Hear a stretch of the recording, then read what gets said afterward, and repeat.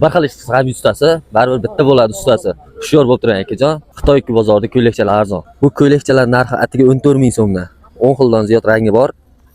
Buni materiali velvet, original material, tepasi polyester. Bu dvoykachalar 18 ming so'mdan narxi. Buni ham 10 xilga yaqin rangi bor. Bu tepaliklar 7,5 ming so'mdan ekan. Ranglari ko'p. Kapshonkachalar 13 ming so'mdan ekan. Bu miramirlar, ko'ylaklar 30 ming so'm ekan. Bunisi 32 ming so'mdan. Bu futbolkalar 26 ming so'mdan. 60 gacha razmer.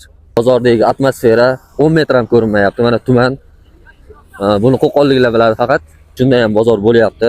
Bemalol kelaverasizlar. Bu tumanga qarab o'tirmanglar. 27 ming. 27 ming so'm. Ranglari bor ekan. 4-6-8 yosh.